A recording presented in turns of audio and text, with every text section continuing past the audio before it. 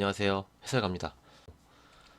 예, 이번 영상은 앞에서는 뭐 주식에 대한 이야기 좀 드리느라고 시황을 말씀을 못 드렸는데 이번 영상은 시황 좀 위주로 뭐 종목 이야기도 좀 말씀드리고 하는 시간 갖도록 하겠습니다. 자, 주식은 이제 기본에만 충실하자. 이거 기억하시고요. 이제 5월이 됐습니다. 4월장은 뭐 장세가 좋았어요. 그래도 뭐 많이 저점에서 좀 올라오는 그런 모습을 좀 보여줬고, 이제 막판에 좀 공매도 이슈 이런 변수 때문에 좀 하락을 하는 그런 모습인데, 뭐 대차거래 이야기가 많이 나와요. 이제 방송에서 제가 봤어요. 이제 대차거래 추이를 좀 보니까 뭐 거의 모든 종목이 거의 한 80% 종목이 대차거래가 늘고 있습니다. 우리나라는 무차입 공매도가 금지가 되어 있죠. 무차입 공매도는 없는 주식을 파는 겁니다. 그런데 막 모 증권사 작년에 재작년인가요? 그랬고 불법적으로 막 해요. 그래서 거기에 대한 모니터링도 좀 감시를 하겠다, 강화를 하겠다 뭐 이러는데 이게 처벌이 좀 세져야겠죠. 이제 무차입 공매도는 없는 주식을 팔기 때문에 이건 구조적으로 좀 잘못된 거죠. 이 부분은 좀 없어져야 되는데 그래서 이제 구조상 이제 대차 거래를 해야지 공매도를 할 수 있는 그런 구조가 되는 거죠. 그런데 뭐 대차 거래 자체가 지금 뭐 모든 종목들에서 좀 증가를 하고 있습니다. 뭐 대차 거래 부분이 꼭 공매도뿐만이 아니에요. 뭐 ETF 이런 설정하기 위해서는 그런 것도 좀 필요한 거고 하는 부분이 이제 다음 주 뭐 시장이 좀 열려봐야겠죠. 근데 이제 새벽에 뭐 미국장 나스닥은 좀 조정세로 마감을 했습니다. 그래서 뭐 우리 시장도 월요일에 뭐 출발은 야간장도 좀 보니까요. 국내 선물 야간장을 보니까 좀 0.5% 정도 하락을 했기 때문에 뭐 출발 자체는 좀 하락 출발이 좀 나올 수가 있습니다. 하지만 이제 좀 그림을 우리가 좀 잡아가야 돼요. 잡아가는 게 맞고. 자, 지금 딱히 자금 자체가요. 뭐, 뭐 안전 자산으로 뭐 크게 흘러가거나 뭐 채권 쪽으로 흘러가거나 그런 모습은 없습니다. 뭐돈 자체가 주식시장에서 빠져서 다른 쪽으로 뭐 급격하게 그렇게 이동해서 가는 그런 모습이 아니고 역시 그런 부분 자체로 뭐 해외 전세 글로벌 증시를 봤을 때 뭐 악재가 없는 거죠, 딱히. 하지만 호재도 없어요. 그렇죠. 그리고 시장이 4월에 많이 올라왔어요.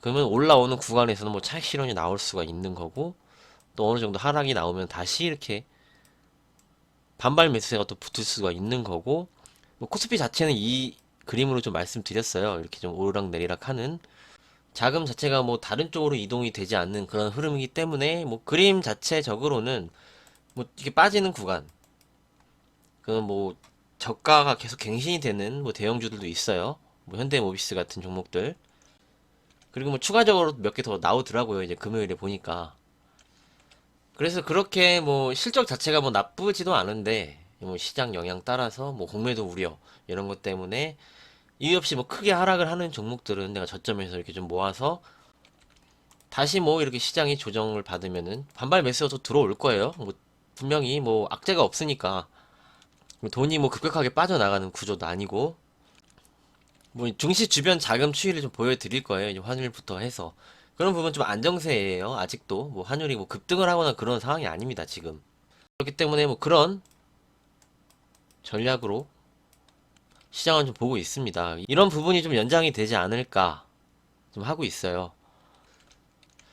지금 시장 자체가 좀 양극화가 계속적으로 진행이 되고 있기 때문에 한쪽은 올라가고 있어요. 계속적으로 올라가고 있고 한쪽은 좀 내리고 좀 그런 상황이 좀 나오고 있는 거죠.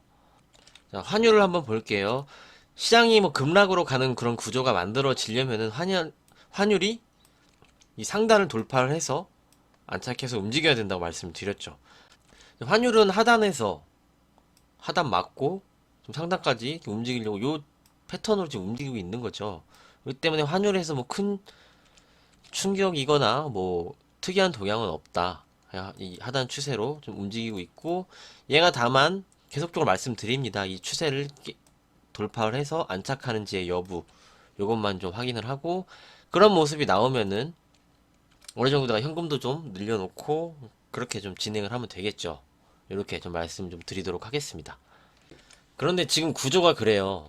작년에는 뭐 시장이 계속적으로 올라왔지만 올해 자체는 뭐 계속적으로 말씀을 드려요. 이렇게 지속적으로 올라가는 구조가 아니다. 좀 말씀을 드렸죠. 그래서 올해는 이렇게 급락하지 않고 이렇게 움직여도 정말 잘 되는 겁니다. 잘 되는 거죠. 이런 움직임에 좀 이제 테이퍼링 이슈가 좀 있는 거죠. 테이퍼링 이슈가 있으면 시장은 충격을 받을 수가 있어요. 그렇기 때문에 이제 전략상 시장이 좀 많이 올라온 게 맞고요. 그리고 조정이 지금 며칠째 좀 나오고 있습니다. 그러면서 다시 싸지는 종목들이 생기기 시작을 했다. 그럼 시장 추가 조정 시 그런 종목들이 더 빠지게 되면은 이제 모아가서 다시 한번 시장이 좀 반등이 어느 정도 나오는 구간이 나오면 좀 챙겨주시고 뭐 그런 전략을 좀 병행하시면서 가시면 될 것 같습니다. 그럼 이때도 이때 주식을 사셔야 된다 말씀드리고 올라오는데 추격 매수하시면 안 된다고 말씀을 드렸어요. 오히려 올라가는 구간에서는 챙기면서 가셔야 된다. 이유는 지속적으로 올라갈 수 있는 그런 구조는 아닙니다. 올해 자체가 그래요. 왜냐면은 작년에 너무 많이 올라왔기 때문에 이제 시장적으로는 그런 거고 공략을 하는 부분은 뭐 계속적으로 뭐 저평가가 되어 있거나 주식이 좀 바닥권에 있거나 그런 쪽 역시 추격 매수 하지 마시고요. 조정이 충분히 나와서 싸진 종목들 그런 중심으로 좀 공략을 하시면 좀 무리 없다 이렇게 좀 생각을 합니다. 그래서 좀 그런 거예요. 이제 작년에는 저가에서 종목들이 많이 올라왔잖아요. 이제 지수 자체도 저가에 있었고 1000포인트 때부터 이제 올라왔으니까 근데 지금은 많이 올라온 상태이기 때문에 그냥 사서 무조건 가져가는 것은 좀 권해드리지 않아요.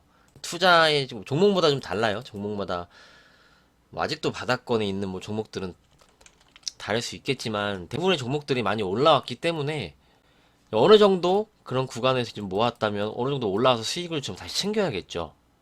그런 전략을 좀 병행하시는 게 좋을 것 같습니다. 뭐 3600, 3700 간다. 뭐 4월에도 충분히 그런 얘기가 좀 나왔었어요. 근데 저는 거기에 동의하지 않았습니다.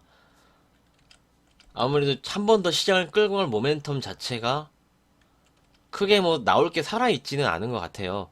그리고 당장 뭐 테이퍼링에 대한 것도 좀 불식을 시켜놨기 때문에 뭐 다시 뭐 한 2700, 2600 가는 지금 당장 그런 것도 나올 수가 없는 그런 상태고 이 2700, 2600 뭐 이런 구간은 뭐 테이퍼링이 본격적으로 좀 진행이 될 때 뭐 그럴 때야 한번 뭐 내려올 수 있겠지만 그런 게 아니라면 뭐 구조적으로 수급상으로만 그냥 막 폭락을 시키고 그럴 수는 없죠. 그래서 좀 그렇게 보고 있고요. 그리고 이제 제약바이오 쪽을 막 급등한 것을 따라가지 않으셨으면 좋겠습니다. 올해는 공매도 자체가 진행이 되면은 제약바이오는 크게 타겟이 될 수가 있어요. 아무래도 이제 파이프라인 쪽으로 제약바이오는 많이 움직이고 있기 때문에 제약바이오 종목 자체를 공부 없이 뭐 바닥에 있는 거는 상관이 없지만 고점에 있는 주식들을 그 임상에 대한 정확한 데이터 없이 쉽게 들어가시면 안 됩니다. 공매도 재개되는 그런 부분에서는 그러니까 이 말씀이죠. 차트 보고 어설프게 들어갔다가 크게 물린다는 겁니다. 그래서 좀 그 부분 좀 조심을 하시고 가시면 될 것 같아요. 이렇게 의견을 좀 드리도록 하겠습니다. 그리고 이제 코스닥을 보면은 코스닥도 뭐 우려감이 있었어요. 근데 이제 전고점을 한번 넘었고 여기서 이제 조정이 나왔습니다. 그래서 어느 구간엔 다시 한번 좀 올라올 수 있어요. 그렇게 보고 있어요.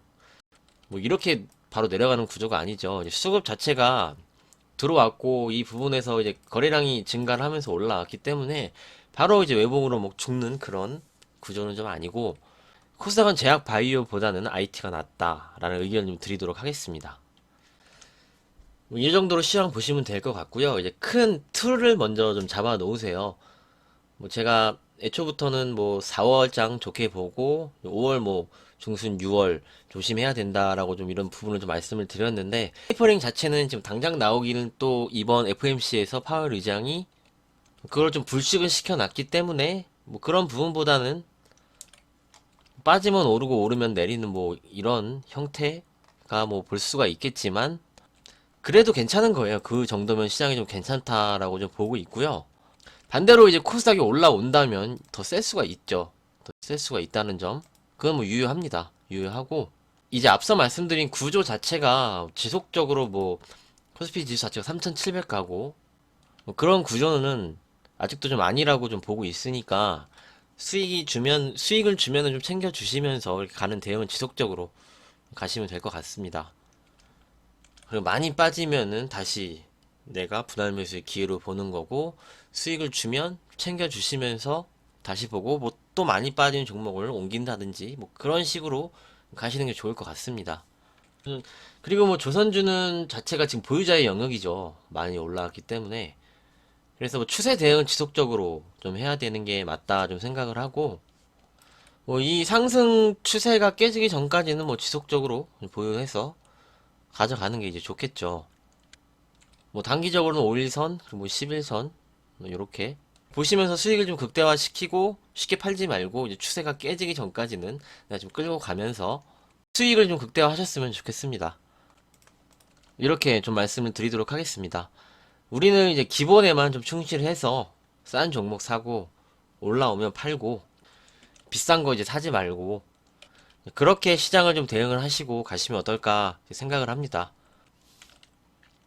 주말 즐겁게 보내시고요. 주말에는 주식 생각하지 마세요. 편하게 좀 행복하게 보내시고 다음 시간에 찾아뵙도록 하겠습니다. 오늘 내용도 잘 참고해 주세요. 감사합니다.